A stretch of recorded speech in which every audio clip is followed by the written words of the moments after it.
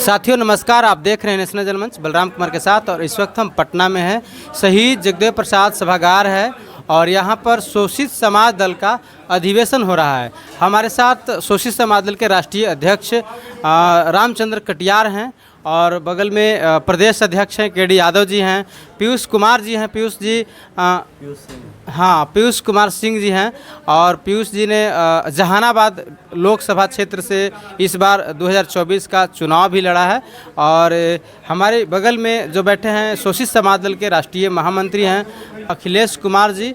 और अभी यहाँ पर सम्मेलन चल रहा था, सब लोग उपस्थित हैं। अब 2024 का जो लोकसभा चुनाव हुआ है और उसके नतीजे जिस तरह से आए हैं और उस पर भी हम बात करेंगे।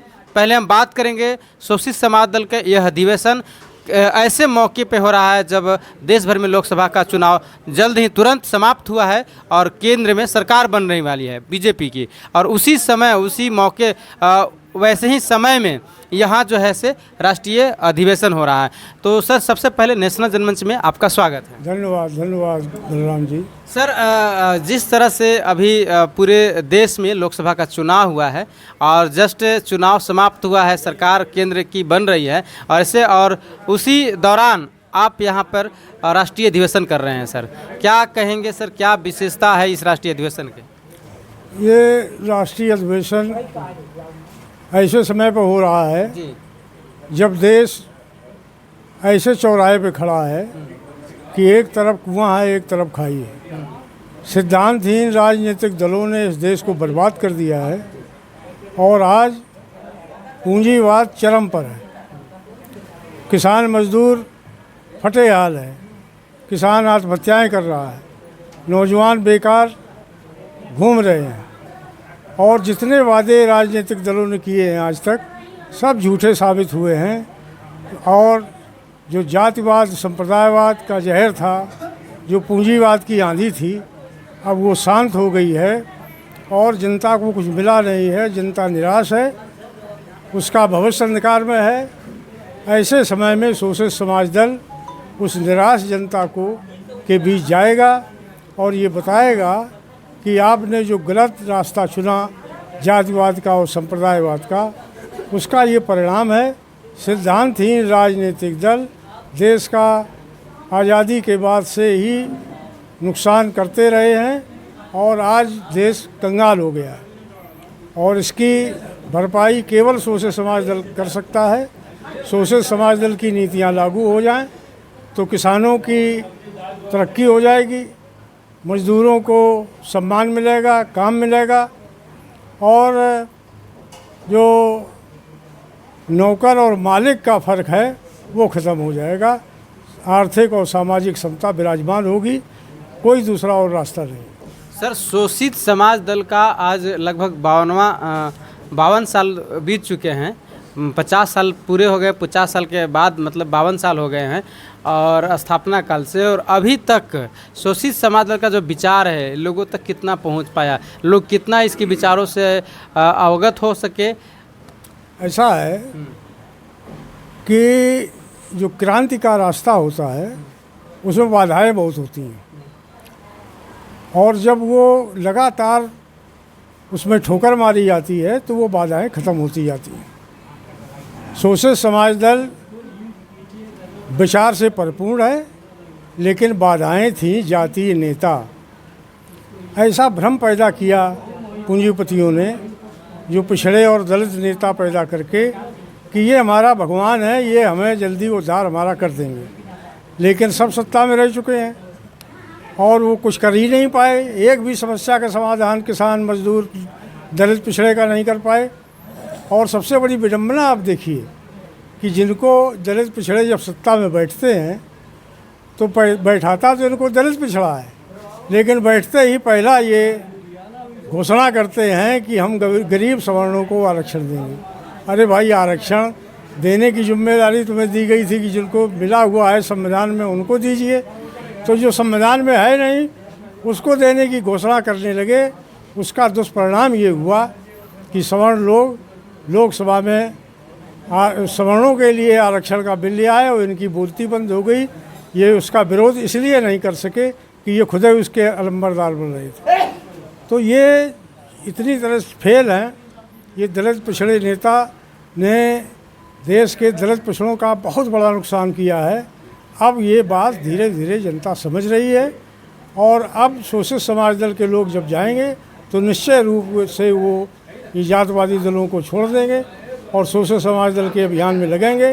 जिस दिन ऐसा हो गया उसी दिन 90 की सरकार कायम हो जाएगी और बिहार में खासकर अगले ही चुनाव में सोशलिस्ट सरकार बन सकती है अगर ये अभियान सफल हो जाए। जैसा कि हमने देखा पूरे देश भर में एक सोशलिस्ट समाज दल ही एक राजनीतिक पार्टी है जिसके पास अपना नीति सिद्धांत वक्तव्य कार्य लिखित रूप से है और इसके बावजूद भी जो स्थिति है देश भर में उसको देखते हुए आज का जो ये सम्मेलन किए हैं आप सब, तो इस सम्मेलन का क्या आगे रणनीति होगा और क्या आगे नया कुछ करने वाले हैं सर? देखो, जनतंत्र में जनता का तंत्र होना चाहिए तो जनता की पार्टी होनी चाहिए, तब तो जनतंत्र कायम होगा, तब तो जनराज कायम होगा। इत्तेफाक से जनता की कोई पार्टी इस देश में नहीं है। किसी भी नागरिक से आप पूछिए कि आप किसी पार्टी को चलाते हैं, वोट देना अलग बात है, वो तो 5 साल में दिया जाता है। जनता या कोई पार्टी चलाने के लिए 10 रुपया, 20 रुपया, 50 रुपया देना पड़ता है कि नहीं पड़ता? तो जब तुम्हारी कोई पार्टी नहीं है, जब तुम किसी पार्टी को चला ही नहीं रहे हो तो तुम्हारी तो कोई पार्टी है नहीं। अकेला सोशलिस्ट समाज दल है देश में जो जनता की पार्टी बनना चाहता है। कैसे? जितने राजनीतिक दल हैं और ख़ासकर दलित पिछड़ों के, जब चुनाव आता है तो कोई इनका कार्यकर्ता टिकट नहीं पा सकता। ये टिकट बांटते हैं पैसा लेकर। अब तो जग जाहिर हो गया ये सब। तो ये जनता की पार्टी नहीं है। जनता की अगर मालिक होती इस पार्टी की तो जनता टिकट बांटती। ये टिकट बांटते हैं कौन? परिवारवादी, कौन? जातवादी। तो भला किसका करेंगे? अपना पैसा कहाँ से लाते हैं? पूंजीपतियों से। सोशलिस्ट समाज दल जनता की पार्टी बनना चाहता है। सोशलिस्ट समाज दल पार्टी का मालिक जनता को बनाना चाहता है। वो कैसे बनेगा? सोशलिस्ट समाज दल 1% मतदाता का पार्टी का मेंबर बनाएगा। वो सब मेंबर बैठ करके पार्टी का प्रत्याशी तय करेंगे और वही जनता जब प्रत्याशी अपना चुनेगी तो अपना प्रत्याशी जिता लेगी, क्योंकि 90% भारी पड़ेगा 10% पर। तो ये बंटवारा बंद हो जाएगा। 90 एक जगह होगा, 10 एक जगह होगा, सोचतों की सरकार बन जाएगी। आज का क्या रणनीति बना सर?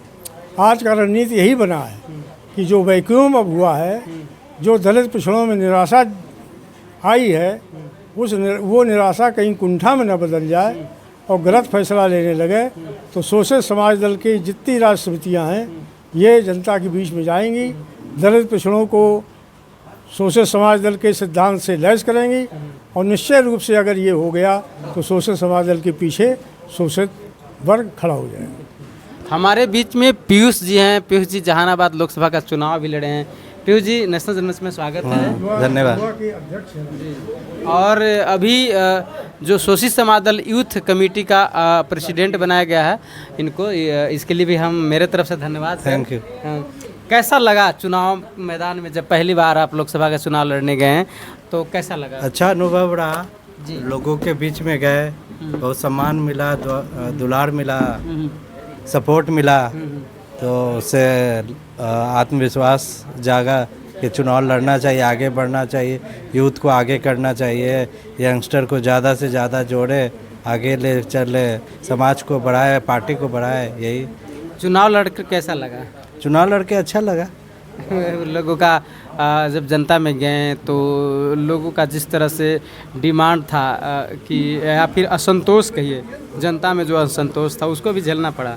हाँ, वो भी झेलना पड़ा और लोगों का था डिमांड कि अच्छा है कि आप आए, यंग एज हैं, आगे आए, हिम्मत किए कि आप चुनाव लड़ रहे हैं, सपोर्ट मिलेगा लोगों की तरफ से। और जो सपोर्ट मिलना था वो मुझे मिला। जितने लोग से मैं मिला वो मुझे मत में मिला। अखिलेश जी हैं, अखिलेश जी महामंत्री हैं सोशलिस्ट समाज दल के। अखिलेश जी, क्या क्या रणनीति आज बना, अधिवेशन हुआ, आपको नए तरीके से महामंत्री चुन लिया गया? देखिए, मेरा कार्य को देखते हुए राष्ट्रीय समिति कि जो प्रतिनिधि थे उन्हें दोबारा महामंत्री चुनने का काम किया है। तो लोगों को यह विश्वास है कि शोषित समाज दल का जो विस्तार होना चाहिए था पहले से नहीं हुआ है। अखिलेश जी के नेतृत्व में विकास होगी। हमारे राष्ट्रीय अध्यक्ष रामचंद्र कटियार जी भी पुनः दोबारा चुने गए हैं। इनके नेतृत्व में हम लोग तन मन धन से काम करेंगे और हम लोगों का यह संकल्प हुआ है कि 2025 में बिहार, महाराष्ट्र और दिल्ली, ये 3 जगह जो चुनाव होने जा रहा है विधानसभा का, उसमें हम लोग जीत हासिल करेंगे, विधायक के बनेंगे। इसके लिए हम लोग यहाँ जो केडी यादव सिंह जी बिहार का प्रदेश अध्यक्ष बने हैं, इन्होंने संकल्प लिया है कि पूरे बिहार में राष्ट्रीय समिति के साथ इनके मार्गदर्शन में पूरा बिहार भ्रमण करेंगे और वोटर का 1% प्रतिनिधि बना करके, सदस्य बना करके और इस बार चुनाव जीतने का काम करेंगे। सर, सबसे पहले नेशनल जनमंच में आपका स्वागत है। आपका बहुत बहुत धन्यवाद। सर, हमारे दर्शकों को अपना परिचय बताएंगे। मैं अशोक कुमार दांगी दिल्ली से चलकर आया हूँ राष्ट्रीय सम्मेलन में शामिल होने के लिए। मैं दिल्ली प्रदेश का शोषित समाज दल का अध्यक्ष हूँ। सर, शोषित समाज दल का अध्यक्ष आप दिल्ली प्रदेश के अभी इसी सम्मेलन में बनाएगा? नहीं, हम 5-6 महीने पहले बने हैं। पहले से बने हैं जी। तो क्या लग रहा है, शोषित समाज दल का फैलाव दिल्ली तक हो गया, तो दिल्ली तक समितियां काम कर रही हैं? दिल्ली में अभी कुछ समितियां बनी है, कुछ हम प्रचार में लगे हैं और वहाँ पे 70 विधानसभा है। हमारी प्लानिंग है कि आने वाला विधानसभा चुनाव जो 2025 में होगा उसमें हम कम से कम 10 विधानसभा में अपने कैंडिडेट खड़ा करेंगे। आज जो सत्ता पे जो काबिज है देश पे, वो पूंजीपतियों की है।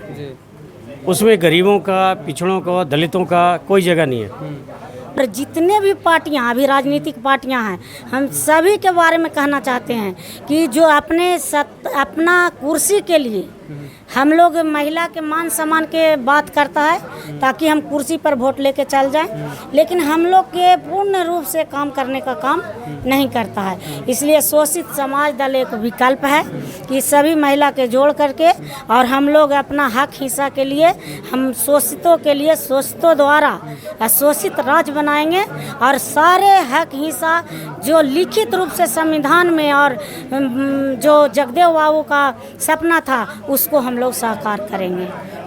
क्या कहेंगे, जब आप प्रदेश अध्यक्ष बन गए बिहार का पूरा, तो महिलाओं को जोड़ने का काम शुरू कर रहे हैं? हाँ, करेंगे। कब से शुरू कर रहे हैं? एकदम पहले भी किए हैं लेकिन उतना नहीं हुआ है। अब और जोड़ तोड़ से लगेंगे ताकि हम हक हिस्सा दिलाने में पूर्ण रूप से माने उनको जुट जाएंगे। और कहना चाहेंगे कि यदि आप अपना परिवार चलाना चाहती हैं, यदि आप अपना परिवार में खुशहाल लाना चाहती हैं, तो आज के जितने भी सत्ताधारी पार्टी है उसको नकारिए और अपना बाल बच्चा और अपना परिवार को सुख सुविधा चाहती हैं गरीब पिछड़ा के, तो आप अपना शोषित समाज दल में जुड़िए और शोषित समाज दल ही महिलाओं को और माने जितना शोषित वर्ग के लोग को कल्याण करेगी। और हम कहना चाहते हैं कि आज जो ये धर्म जो चला है, ये धर्म हम लोग के लिए नहीं है।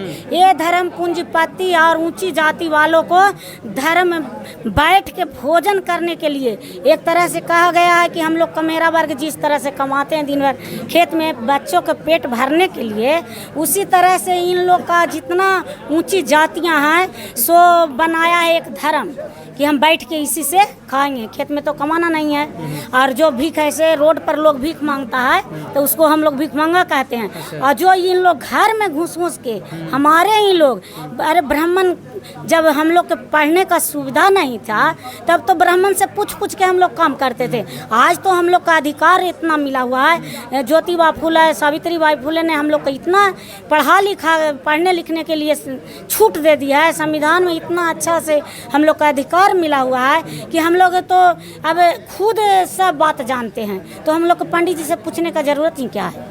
कल्याण अपना चाहती हैं तो बेटा को पढ़ाइए, बेटी को पढ़ाइए, घर परिवार कैसे चलेगा।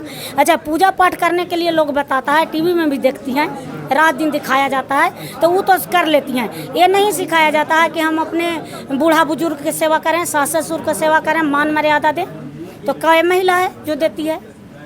अगर हम अपना सास ससुर की सेवा करते हैं तो हमारा हस्बैंड खुश रहेंगे, हमारा बाल बच्चा खुश रहेगा कि मिलजुल के हम लोग घर में हैं, तो ऐसा ही आयु बढ़ जाएगा। और आपका भी बाल बच्चा जो पुतहु हुआ वो भी आपको सेवा करेगी, जरूर करेगी, क्योंकि संस्कार उस तरह का विकसित जब इन लोग कहते हैं कि परंपरा है पूजा करने का, तो ये परंपरा नहीं लौक रहा है कि हम सास ससुर के दुख देंगे, घर में झगड़ा झंझट करेंगे, तो हमारा बाल बच्चा भी यही सीखेगा। इससे तो दूर होना चाहिए महिला के। और हम फिर भी कहते हैं महिला के कि अगर अपना मान सम्मान चाहती हैं तो शोषित समाज दल के द्वारा शोषितों के लिए शोषित राज्य स्थापित कीजिए। आपका पूरा हक हिस्सा मिलेगा, मांगने का जरूरत नहीं पड़ेगा, क्योंकि इसमें लिखा हुआ विधान है। शोषित समाज दल ज्वाइन करना। हाँ, एकदम करेंगे और लोग को हम सिखाएंगे, बताएंगे और विनती करेंगे और उनको बताएंगे। तो जब पूजा करने के लिए बताया गया तो पूजा कर रही हैं। हम शोषित द्वारा राज करने के लिए उनको बेटा बहू पुतो बेटी सब दामाद के लिए उनको एक अवसर प्रदान करेंगे कि आप भी जा सकते हैं विधानसभा लोकसभा, आप भी सत्ता पर बैठ सकती हैं। आज जिस तरह से हर एक स्कूल में मैडम बन के बेटियाँ पढ़ा रही है, पुतो पढ़ा रही है, हम पढ़ाए हैं, उसी तरह से हम लोग विधानसभा में बैठकर जब हम घर चला सकते हैं तो देश भी पुरुषों की अपेक्षा अच्छे ढंग से चला सकते हैं। शोषित समाज दल का उद्देश्य है इस देश में तमाम तरह की जो समस्या है आम जनता का, गरीबों का, उस समस्या का निदान के लिए शोषित समाज दल के अलावा किसी भी राजनीतिक दल के पास विकल्प नहीं है। चूँकि शोषित समाज दल सारे समस्याओं का निदान के लिए लिखित सिद्धांत और वक्तव्य बनाया है, उसके अनुकूल यह कार्य करना चाहता है। अभी तक आज़ादी के बाद जितने भी राजनीतिक दल आए, किन्हीं ने, कोई राजनीतिक दलों ने समस्या का निदान नहीं किया। सिर्फ जनता को उल्टा सीधा समझाकर, लोभ देकर अपनी कुर्सी पर पहुंचते रहे और अपना सत्ता चलाते रहे। लेकिन अर्जक संघ का उद्देश्य है इस देश में शिक्षा नीति, कृषि नीति, उद्योग नीति, तमाम तरह की जो नीतियां हैं उसको चलाना और बेरोजगारी को समाप्त करना, गरीबी को समाप्त करना, समतामूलक समाज स्थापित करना, ये सब काम के लिए शोषित समाज दल ही अग्रणी है। अच्छा, ये बताइए, अब फिर से तीसरी बार मोदी जी की सरकार केंद्र में बन गई। पहले संविधान को समाप्त करने की बात आई, उसको लेकर विपक्ष काफ़ी जो है देश भर में कैंपेन चलाया और ऐसा लोगों से अपील किया कि मोदी सरकार नहीं बने। काफ़ी विपक्ष के सभी लोगों ने काफ़ी प्रयास किया और उस प्रयास के बावजूद भी मोदी जी सरकार बनाने में सफल हुए। क्या कहेंगे? देखिए, अभी जो देश में संस्कृति चल रही है उस संस्कृति का गुलाम आम जनता हो चुका है और इसीलिए मोदी जी की सत्ता चल रही है। लेकिन अर्जक संघ और शोषित समाज दल का संगठन जिन जिन राज्यों में फैला है वो सारे के सारे राज्य में मोदी जी फैल कर गए हैं और आने वाला दिनों में अगले 5 साल आते आते मोदी जी फैल कर जाएंगे। चूँकि आम जनता ये ब्राह्मणवाद जो व्यवस्था है, मानववाद जो व्यवस्था है, इसको अच्छी तरह समझ जाएगा। क्या लगता है कि देश भर में मानववादी संस्कृति फिर से पनपेगी? एकदम मानववाद, सभ्यता, निश्चित रूप से पनपेगी। इसलिए अर्जक संघ का उद्देश्य है कि भारत में भारतीय समाज और विश्व में मानव समाज स्थापित करने का उद्देश्य है और इस उद्देश्य से अर्जक संघ काम कर रहा है और हमेशा आगे बढ़ते जा रहा है और यह सत्य पर आधारित है। सत्य का विजय होता है, अंत में सत्य है, इसलिए विजय तो होगा ही। भारत का समाज व्यवस्था जो जमींदार पूंजीपतियों के पक्ष में है, इसको कैसे बदल दिया जाए और जो कमेरा जनता है, मेहनत कश जनता है, किसान मजदूर छात्र नौजवान, ये जो 90% है। मेरा नाम उदयन राय है जी और मैं काफ़ी समय से अर्जक संघ, सोची समाज दल और तमाम वैसे विचारधारा वाले दलों से जुड़ा हूँ जो वंचितों के हित की बात करती है। जी। क्या सर आज सर यहाँ पर कैसे पहुँचे? मैं यहाँ से काफ़ी पहले से जुड़ा हूँ। मुझे यहाँ आने का निमंत्रण मिला था, मैं आमंत्रित सदस्य के रूप में यहाँ आया था। जी तो हमारा सफल रहा, आज ये राष्ट्रीय अधिवेशन सफल रहा और उम्मीद करते हैं कि आगे इसके सफल परिणाम निकलेंगे। क्या लगता है सर, देश भर में जिस तरह से इस बार चुनाव हुआ, जनता का जिस तरह से मूड देखा गया और जो मोदी जी कह रहे थे 400 पार मोदी की गारंटी, इसके बावजूद भी उनको कम ही संतोष करना पड़ा? इससे भी कम आता परिणाम, लेकिन मशीनरी जो है उनके पास, उन्होंने बहुत ज़्यादा पिछले 10 साल में आपने देखा कि ऐसा एकांगी समाज और प्रशासन बनाने की कोशिश किसी सरकार ने नहीं की थी। चुनाव आयोग से लेकर प्रशासनिक जो तंत्र है हमारा, कोर्ट तक, न्यायालय, न्यायपालिका तक में उन्होंने अपने पसंदीदा लोगों को ज़बरदस्ती ठूंस दिया है और डरा धमका करके वैसे लोगों की आवाज़ बंद कर दी है जो सरकार का जरा भी विरोध कर सके। क्या ऐसे जनतंत्र के लिए खतरा नहीं है? जनतंत्र के जो खतरा था वो हो चुका। हमारे यहाँ जनतंत्र लगभग ख़त्म हो चुका है।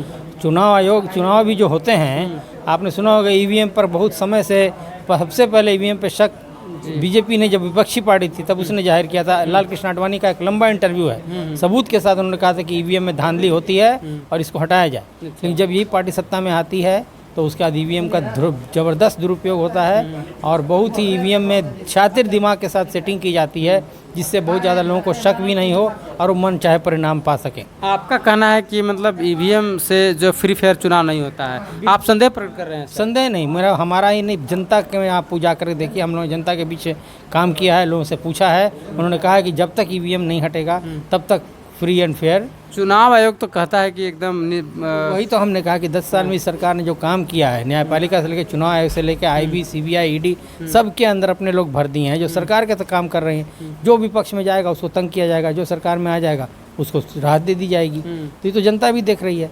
तो क्या लगता है आप लोग 2025 में क्या करेंगे? हमारी पार्टी के पास संसाधन बहुत कम है, लेकिन हमारे कर्मठ लोग हैं, ईमानदार लोग हैं और हम चाहेंगे कि एक बार फिर से समाज में हम नैतिकता को बढ़ावा दें ताकि लोग लालच से हटें। सभी दर्शकों को नेशनल जनमंच देखने के लिए धन्यवाद, शुक्रिया।